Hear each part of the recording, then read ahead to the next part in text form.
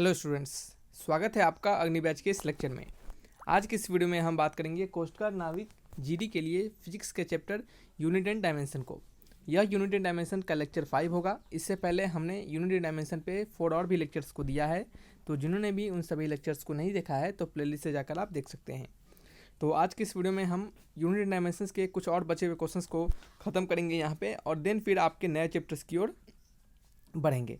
तो चलिए स्टार्ट करते हैं अपने क्वेश्चन नंबर 1 से।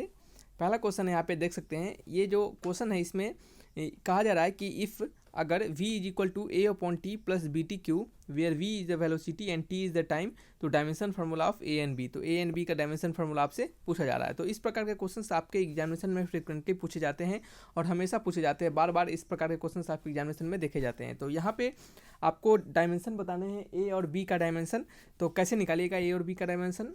तो इस प्रकार के क्वेश्चंस हालांकि हमने आपको बताया है इससे पिछले लेक्चर्स में भी, जहाँ पे हमने आपको बताया था कि यहाँ पे इस प्रकार के क्वेश्चंस को बनाने के लिए हम प्रिंसिपल ऑफ होमोजेनिटी का यूज करते हैं। ठीक है, तो प्रिंसिपल ऑफ होमोजेनिटी के अनुसार यहाँ पे जो v का डायमेंशन होगा वह बराबर होगा a अपॉन टी के डायमेंशन के, और वह बराबर होगा बी टी क्यू के डायमेंशन के। यानी हर एक टर्म का डायमेंशन क्या होगा, इक्वल होगा, तभी ये सभी टर्म्स क्या होंगे, आपस में ऐड हो पाएंगे। तो यहाँ से आप देख सकते हैं सभी के अलग अलग आप डायमेंशन निकाल पाइएगा। इस दोनों को अगर हम लेते हैं तो यहाँ से हमें a का डायमेंशन किसके बराबर आ जाएगा, v इंटू टी के डायमेंशन के बराबर।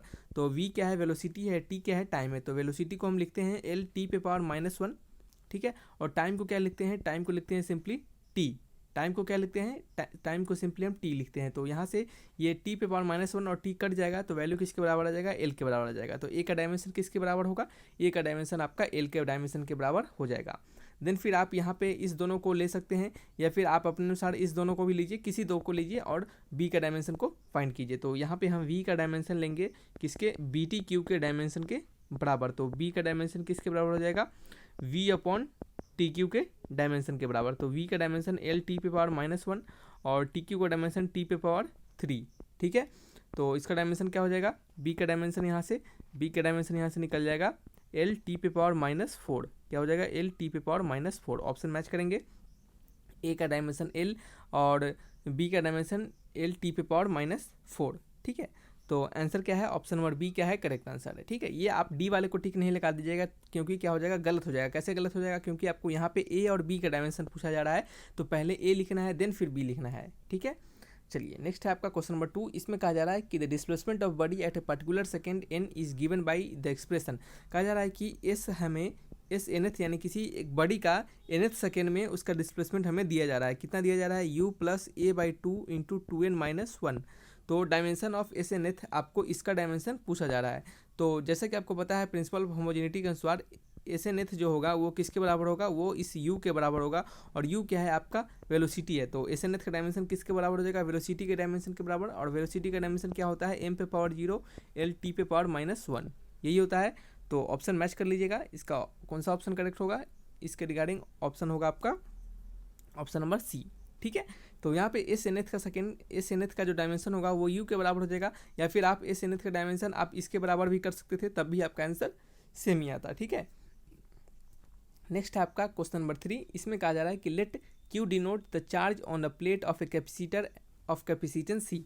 क्यू जो है वो हमें चार्ज के बारे में बता रहा है, और सी जो है वो कैपेसिटेंस के बारे में, CAPA, ठीक है, CITANC, कैपेसिटेंस के बारे में बता रहा है। तो dimension formula of q upon q square upon c, q square upon c का आपसे डायमेंशन फार्मूला पूछ रहा है। तो देखिए ये बहुत बड़ा ही सिंपल क्वेश्चन है। आपको अगर थोड़ा सा भी अगर नॉलेज होगा कैपेसिटर के बारे में तो आप इस क्वेश्चन को आसानी से बना पाइएगा, कुछ ज़्यादा दिमाग इसमें नहीं लगाना है। आपने एक फार्मूला पढ़ा होगा कि एनर्जी जो होता है, energy stored in a capacitor, वो किसके बराबर होता है, वो बराबर होता है क्यू स्क्वायर अपॉन 2c के।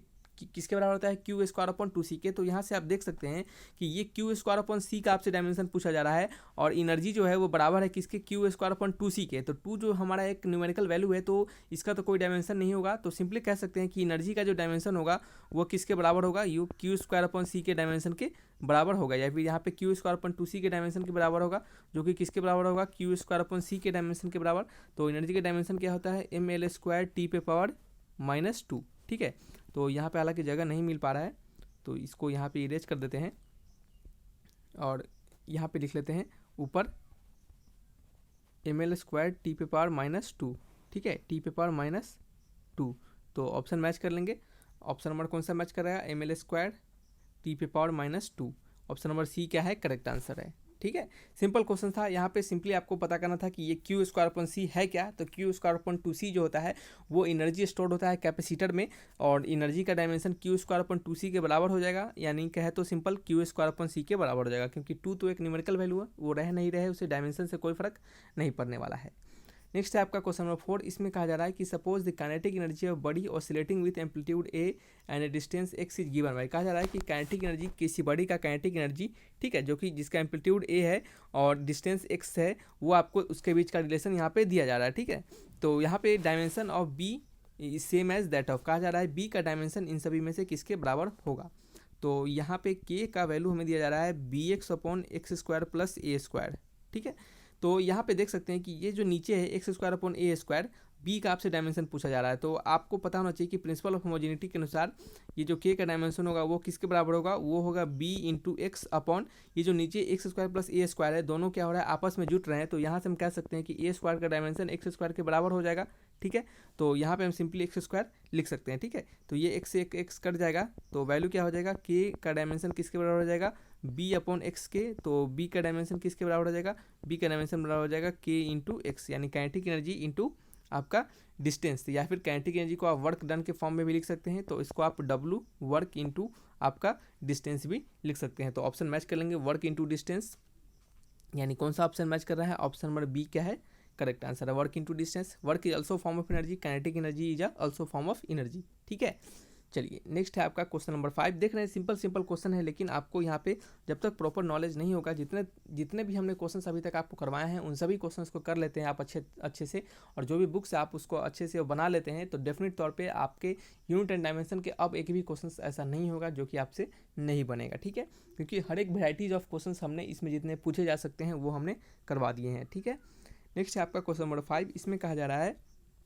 विच of the following represents the correct dimension of gravitational constant. Gravitational constant का इनमें से कौन सा करेक्ट डायमेंशन है।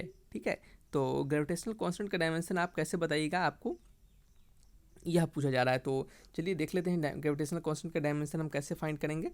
तो ग्रेविटेशनल कांस्टेंट, ठीक है, क्या है ग्रेविटेशनल कांस्टेंट, तो ग्रेविटेशनल कांस्टेंट का डायमेंशन कैसे फाइंड होगा। तो ग्रेविटेशनल कांस्टेंट आखिर आता कहाँ है, आपको यह पता करना पड़ेगा कौन से फॉर्मूले में ग्रेविटेशनल कांस्टेंट आएगा।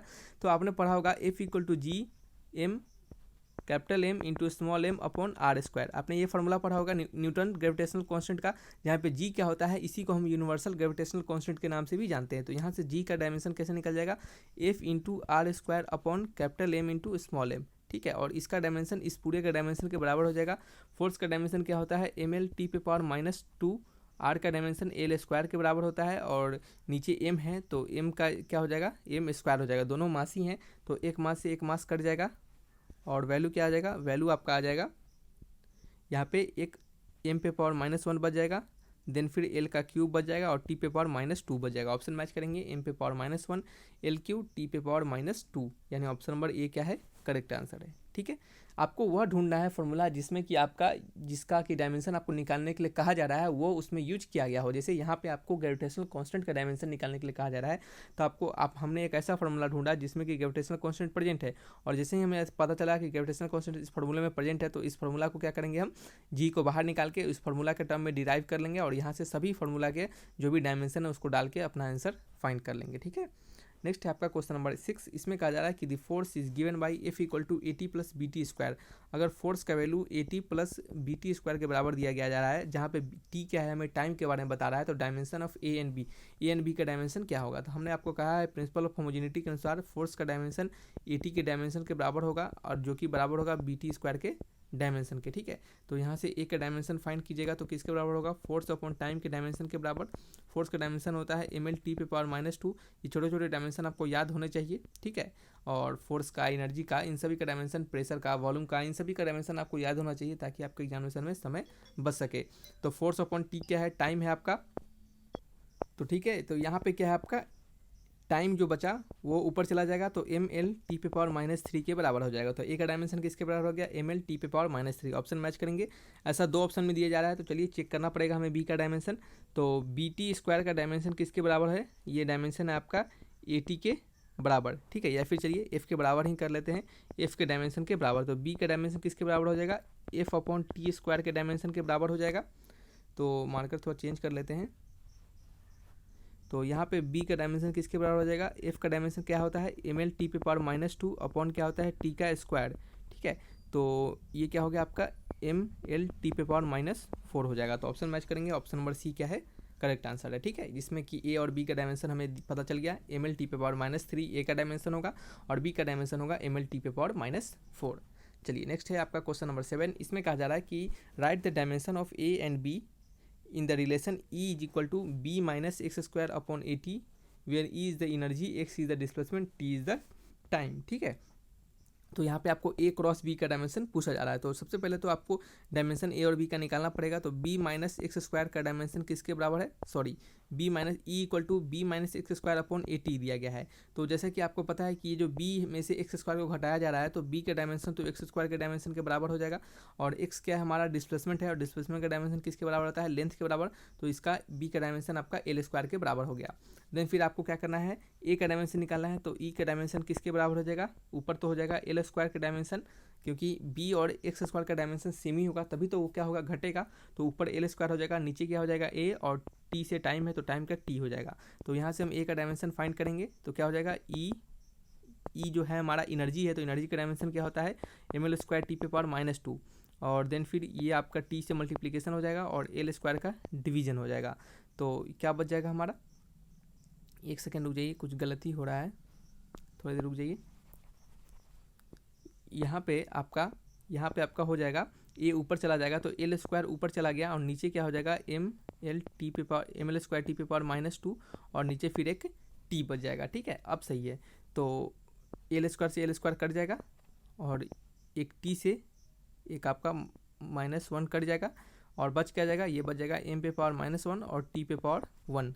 तो एम पे पावर -1 टी पे पावर -1 और बी का डायमेंशन एल स्क्वायर के बराबर है। तो यहाँ से हम ए क्रॉस बी का डायमेंशन हमें फाइंड करना है, ए क्रॉस बी का डायमेंशन। तो ए का डायमेंशन क्या है, ए का डायमेंशन है एम पे पावर -1 टी पे पावर 1 और एल का स्क्वायर। तो क्या हो गया, ये आपका हो गया एम पे power -1 L square T, M पे पावर -1 एल स्क्वायर टी हो गया, ठीक है। ऑप्शन नंबर बी क्या है करेक्ट आंसर हो जाएगा, क्या हो जाएगा, ऑप्शन नंबर बी क्या है करेक्ट आंसर, ठीक है। चलिए नेक्स्ट है आपका क्वेश्चन नंबर 8। इसमें कहा जा रहा है कि the dimension of the quantity E cross B where E is represent electric field and B is the magnetic field given as. तो आपको ई क्रॉस बी का डायमेंशन यानी सिंपली ई का डायमेंशन निकालना है और बी का डायमेंशन निकाल के आपको क्या करना है, दोनों का एक साथ मल्टीप्लाई कर देना है, जैसे कि हमने ए क्रॉस बी यहाँ पे निकाला था उसी प्रकार। तो फर्स्ट ऑफ ऑल आपको ई और बी का डायमेंशन निकालना पड़ेगा। तो ई और बी का डायमेंशन आप कैसे फाइंड कीजिएगा, तो ई और बी का डायमेंशन फाइंड करना हमने आपको बताया है, ई जो होता है वो बराबर होता है work done per unit charge के, ठीक है। और आपने एक फॉर्मूला पढ़ा होगा F equal to Q V B, यहाँ से बी का dimension force upon Q into V के बराबर हो जाएगा, जहाँ पे वी क्या है वेलोसिटी है, क्यू क्या है चार्ज है, एफ क्या है फोर्स है। तो यहाँ से आपको ई और बी दोनों का डायमेंशन निकालना है और इसमें पुट करना है और आपको इसका आंसर खुद बताना है। हम यहाँ पे इसको नहीं बनाएंगे क्योंकि ये हमने आपको बताया है। तो इस क्या क्या हो गया आपका होमवर्क हो गया और इसका जो भी आंसर होगा उसको कमेंट बॉक्स में लिखकर बिल्कुल बताना है, ठीक है। कैसे निकालना है वो हमने बता दिया, ई का डायमेंशन डब्ल्यू अपॉन क्यू से वर्क अपॉन चार्ज से निकाल लीजिएगा और बी का dimension F upon Q B से निकाल लीजिएगा, ठीक है। आपका आंसर मिल जाएगा और जो भी ऑप्शन आता है उसको लिखिएगा जरूर आप कमेंट बॉक्स में, ठीक है। चलिए नेक्स्ट है आपका क्वेश्चन नंबर 9। इसमें कहा जा रहा है कि what are the dimension of A by B के डायमेंशन निकालना है in the relation F is equal to A root under x plus B T square where F is the force, X is the time, X is the distance and T is the time और T क्या है आपका time है। तो आपको ए और B का क्या पूछा जा रहा है, रिलेशन पूछा जा रहा है डायमेंशन का, ठीक है। ए और बी के बीच का डायमेंशन पूछा जा रहा है, यानी ए बाई बी का डायमेंशन आपको फाइंड करना है, ठीक है, सिंपल। तो रिलेशन आपको दिया जा रहा है f equal to A root under x plus B T square. तो चलिए देख लेते हैं, एफ का value a root under x plus B T square के बराबर होगा, ठीक है। तो कैसे निकालेंगे हम, हमें पता है कि एफ का डायमेंशन होगा वो किसके बराबर होगा, ए रूट अंडर एक्स के डायमेंशन के बराबर प्लस बी टी स्क्वायर के डायमेंशन के बराबर, इस प्रकार से यह होगा। ठीक है, तो प्लस का साइन नहीं, एक्चुअल में आप इसको इक्वल का साइन दीजिएगा, क्योंकि प्रिंसिपल ऑफ होमोजेनिटी से ये सभी के डायमेंशन क्या होते हैं, आपस में बराबर होते हैं। तो यहाँ से अगर हम इन दोनों को भी अगर लेते हैं तो a root under x is equal to b T square, a root under x is equal to b T square. तो ए अपॉन बी का डायमेंशन किसके बराबर हो जाएगा, t square upon root under x के डायमेंशन के बराबर। ठीक है, तो टी स्क्वायर का डायमेंशन टी का स्क्वायर हो जाएगा और रूट अंडर एक्स का डायमेंशन एल पे पावर 1/2 हो जाएगा। ठीक है, तो यहाँ से ए अपॉन बी का डायमेंशन क्या निकल गया, ए अपॉन बी का डायमेंशन निकल गया एल 1 पे पावर -1/2 और टी का स्क्वायर। ठीक है, ए बाई बी का डायमेंशन आपको यही मिल गया, ए बाई बी का डायमेंशन आपको मिल गया। ठीक है, तो इसका आंसर क्या हो जाएगा, इसका आंसर हो जाएगा आपका ऑप्शन नंबर बी, यानी एल पे पावर -1/2 इंटू टी स्क्वायर। ठीक है, कैसे पता चल गया, हमने आपको निकाल के बताया। यहाँ पे देखिए, यहाँ पे हमने दोनों को अलग से डायमेंशन निकालने का जरूरत ही नहीं है। क्यों जरूरत नहीं है, क्योंकि ए अपॉन बी का रेशियो पूछा जा रहा है और इस रिलेशन से हमारा ए अपॉन बी का रेशियो आसानी से मिल जाएगा। तो हम समय को बचाएंगे, ना कि समय को गवाएंगे बिना काम करते। ए और बी का अलग अलग से डायमेंशन निकाल के और उसको ऊपर लिखेंगे, फिर नीचे लिखेंगे और देन फिर उसमें से कट कुट करेंगे। तो इसे करने से अच्छा है सिंपली हमें रेशियो पूछा जा रहा है ए अपॉन बी का, तो ए अपॉन बी का रेशियो यहीं से निकल जाएगा, तो हम यहीं से इसका आंसर ले लेंगे। ठीक है, नेक्स्ट है आपका क्वेश्चन नंबर 10। इसमें कहा जा रहा है कि the physical quantity X depend upon quantity Y Z as follows. कहा जा रहा है कि एक फिजिकल क्वांटिटी एक्स है जो कि डिपेंड कर रहा है वाई जेड पे। ठीक है, वाई जेड पे, तो जिसका रिलेशन दिया जा रहा है X is equal to A Y plus B ten C Z. ठीक है, बी टेन सी जेड, जहाँ पे ए बी सी क्या है, कांस्टेंट है। तो कहा जा रहा है कि which of the following does not have same dimension. इन सभी में से ऑप्शन में से किसका डायमेंशन सेम नहीं है, नॉट हैव सेम डायमेंशन। तो चलिए देख लेते हैं। तो एक्स और बी की बात करेंगे, एक्स और बी। तो जैसा कि आपको पता है कि एक्स का डायमेंशन किसके बराबर होगा, ए वाई के डायमेंशन के बराबर, जो कि डायमेंशन होगा बी के बराबर। ठीक है, जैसा कि आपको पता है कि tan यानी ट्रिग्नोमेट्रिक फंक्शन का कोई डायमेंशन नहीं होता है। ठीक है, तो यहाँ पे tan सी जेड का कोई डायमेंशन नहीं होगा, तो इसका डायमेंशन किसके बराबर हो जाएगा, इन सभी के बी के बराबर हो जाएगा। तो यहाँ से देख लेते हैं एक्स और बी का डायमेंशन क्या है, बराबर होगा। यहाँ से देख सकते हैं कि एक्स और बी दोनों का डायमेंशन क्या होंगे, सेम होंगे। तो हमारा ये ऑप्शन तो नहीं होगा। कहा जा रहा है कि किनके does not have same dimension, किनके सेम डायमेंशन नहीं है। ऑप्शन नंबर बी की बात करते हैं, सी और जेड पे पावर -1 का डायमेंशन। जैसा कि आपको पता है कि tan के अंदर कोई भी फंक्शन होगा उसका डायमेंशन क्या होगा, नहीं होगा। उसका डायमेंशन क्या होगा, कह सकते हैं आपकी उसके कोई डायमेंशन नहीं होंगे। तो सी और जेड का डायमेंशन, ठीक है, तो सी जेड जो होगा वो किसके कांस्टेंट के बराबर होगा। तो सी का डायमेंशन जो होगा वो 1/जेड के डायमेंशन के बराबर होगा। और कह सकते हैं कि सी का डायमेंशन जेड पे पावर -1 के डायमेंशन के बराबर होगा। अब क्यों, देखिए मान लेते हैं कि सी का डायमेंशन अगर मीटर में आ जाए और जेड का डायमेंशन जब तक 1/मीटर में नहीं होता है तो मीटर से मीटर कट जाएगा और इसका डायमेंशन खत्म हो जाएगा। ठीक है, तभी तो tan के अंदर कोई डायमेंशन नहीं बच पाएगा।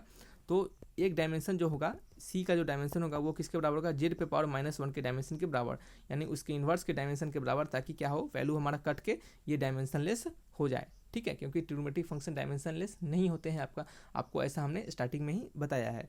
तो सी का डायमेंशन जो होगा वो किसके बराबर होगा, जेड पे पावर -1 के डायमेंशन के बराबर। तो ऑप्शन नंबर क्या है हमारा, बी भी गलत है क्योंकि इन दोनों के डायमेंशन सेम है। देन फिर क्या है आपका वाई एंड बी बाई ए। ठीक है, और यहाँ से आप जब मैच कीजिएगा देखिएगा तो ए वाई का डायमेंशन बी के बराबर है, तो वाई का डायमेंशन क्या होगा, बी बाई ए के डायमेंशन के बराबर होगा। ठीक है, यहाँ से तो ये भी हमारा क्या है, आंसर नहीं होगा। सिर्फ ऑप्शन क्या है, ऑप्शन नंबर डी क्या है करेक्ट आंसर है, यानी एक्स एंड ए का डायमेंशन क्या होगा, सेम नहीं होगा। क्या होगा, एक्स एंड ए का डायमेंशन सेम नहीं होगा। क्यों, क्योंकि एक्स का डायमेंशन ए वाई के डायमेंशन के बराबर है। आप इस रिलेशन से यहाँ से देख सकते हैं। ठीक है, तो आंसर क्या होगा, इसका आंसर होगा ऑप्शन नंबर डी। तो ये एक बेहतरीन लेवल का क्वेश्चन है। इस सभी क्वेश्चन से देखिए, ये जो क्वेश्चन हमने आपको बताया यही क्वेश्चन आपकी एग्जामिनेशन में बिल्कुल नहीं आएगा, लेकिन इस क्वेश्चन से जो भी आपको कंसेप्ट जो सीखने के लिए मिला है वो एक बेहतरीन लेवल का कंसेप्ट है।